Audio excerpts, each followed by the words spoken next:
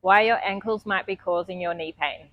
So your knees are supposed to be a super stable joint.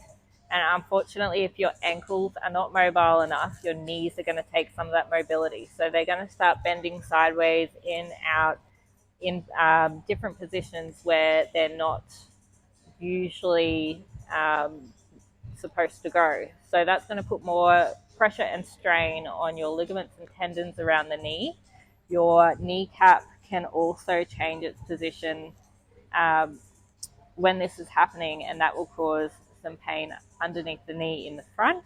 But most likely, it's going to be around the sides of your knees that you're getting this pain.